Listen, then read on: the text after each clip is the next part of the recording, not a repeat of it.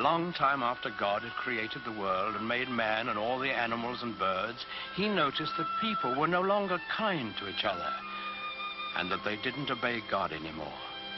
So he was angry. But God did see one man in the world who was kind and good and who obeyed the Lord's word. This man was Noah.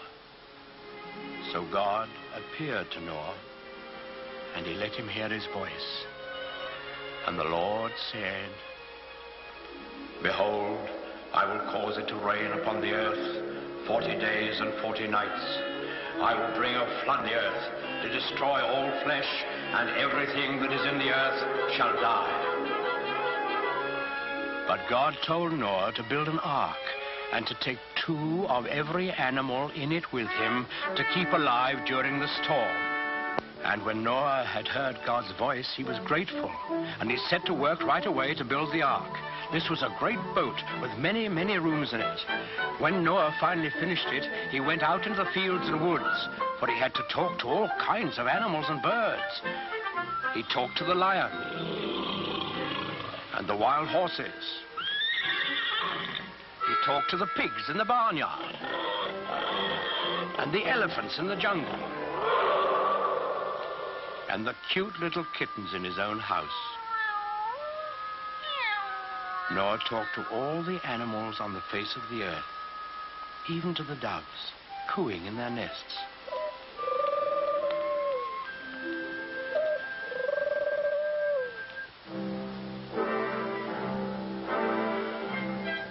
And Noah picked a mother and a father of each kind of animal and bird, and he told them to come to the ark.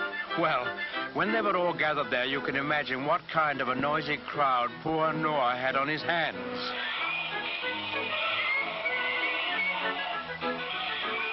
What with lions roaring and pigs squealing and monkeys chattering and hyenas laughing, well, it must have been noisier than a crowd of children on the annual Sunday school excursion.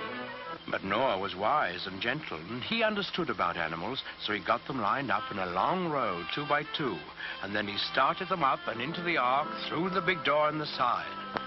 The bees were the last to go in,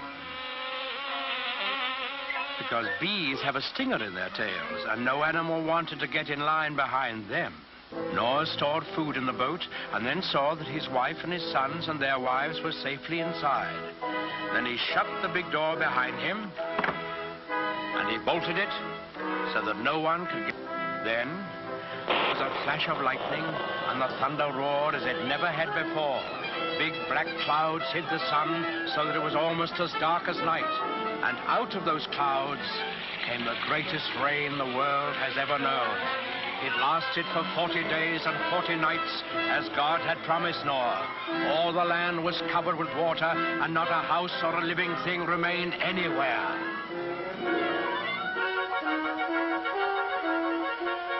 But Noah's ark floated on the surface of the waters, and he and his family and the animals who were in the ark with them were saved. On the 40th day, the rain stopped and the sun came out.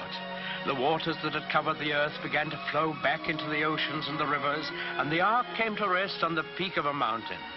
But Noah wasn't quite sure that there was enough dry land for all his animals to live on. So he took one of the doves and let it fly out of the window. In a little while, it came back, and in its beak, the dove carried the branch of an olive tree. Noah knew that this must be a sign from God that he had restored quiet and peace to the world.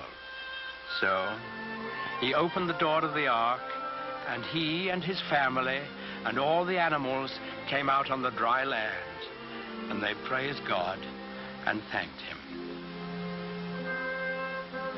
Then the Lord appeared again to Noah. He promised him that he would never again send a flood to destroy the earth. And he sealed that promise with a beautiful symbol, which he set in the sky for all of us to see. That symbol, the token of God's everlasting faith in man, is the rainbow.